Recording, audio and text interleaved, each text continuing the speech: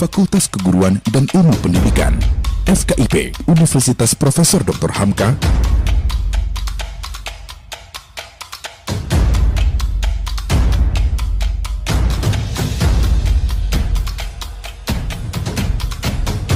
seluruh program studi Universitas Profesor Dr. Hamka, kompetensi lulusan menjadi hal yang sangat diperhatikan, baik orientasi keilmuan atau hard skill dan keterampilan atau soft skill. Untuk soft skill, kami mengawalinya dari keterampilan yang terkait dengan kewirausahaan. Menunjang kedua hal tersebut, kami memiliki lembaga sertifikasi profesi yang bekerja sama dengan Badan Nasional Sertifikasi Profesi atau BNSP. Assalamualaikum warahmatullahi wabarakatuh. Fakultas Keguruan dan Ilmu Pendidikan Universitas Muhammadiyah Profesor Dr. Hamka memiliki visi untuk menjadi fakultas keguruan dan ilmu pendidikan yang terbaik di tingkat nasional pada tahun 2030, yang menghasilkan sarjana pendidikan yang unggul dalam kecerdasan spiritual, intelektual, emosional, dan sosial. Untuk mewujudkan visi semacam itu, FKIP Hamka bersama-sama dengan sivitas akademikanya menjalankan catur dharma perguruan tinggi dengan penuh komitmen dan keteguhan hati. Antara lain, melaksanakan pendidikan dan pengajaran, melakukan riset dan pengabdian kepada masyarakat, serta mengembangkan dan menjalankan nilai-nilai al-Islam kemuhammadiyahan. Kami menyadari di tengah-tengah kehidupan yang semakin kompleks, maka kerja-kerja FKIP Hamka dalam rangka menghasilkan dan mewujudkan lulusan-lulusan terbaik bagi dunia pendidikan nasional kita perlu diwujudkan dengan sungguh-sungguh. Segenap stakeholdernya bersama-sama dengan sivitas akademika terus melakukan inovasi dan pembaharuan dalam rangka mewujudkan dan mempersiapkan calon-calon guru bagi masyarakat, bangsa, dan negara di tengah-tengah kehidupan yang semakin kompleks. Kami bersama-sama dengan sivitas akademika melaksanakan kerja-kerja akademik yang bertujuan untuk mempersiapkan lulusan FKIP menjadi bagian dari masyarakat dan siap untuk berkiprah dalam kehidupan di era revolusi industri 4.0. Fakultas Keguruan Ilmu Pendidikan atau FKIP memiliki program studi unggulan, yakni Pendidikan Bahasa Inggris.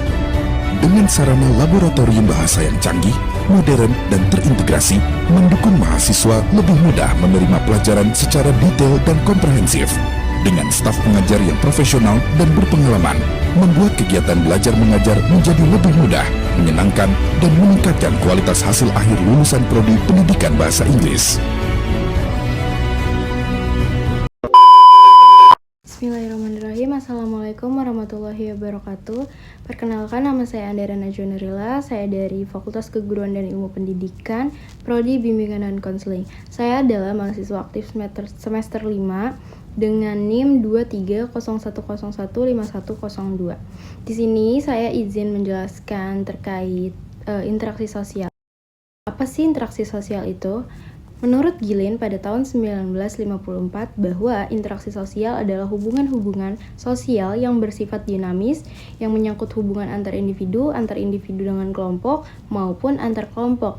Jadi misalnya kayak saya sedang berbicara dengan teman saya atau suatu organisasi bekerja sama dengan organisasi lain, itu kan dinamakan kelompok dengan kelompok gitu. Terus kalau misalnya antar individu dengan kelompok, misalnya kayak seorang dosen menjelaskan kepada mahasiswanya di kelas atau guru yang sedang menjelaskan kepada muridnya di kelas gitu. Nah, apa sih yang membuat interaksi sosial ini berlangsung? Atau dasar apa sih yang membuat interaksi sosial ini bisa berlangsung? Nah, menurut Sukanto pada tahun 2017 dan Gillen pada tahun 1954, interaksi sosial ini berlangsung atas dasar-dasar berikut. Yang pertama, ada imitasi, yang kedua ada sugesti, yang ketiga ada identifikasi, dan yang terakhir ada simpati dan empati. Nah, imitasi adalah proses meniru sikap, tingkah laku, atau kebiasaan orang lain. Misalnya, anak meniru cara berbicara orang tuanya, atau remaja seperti saya ini meniru gaya idola saya gitu.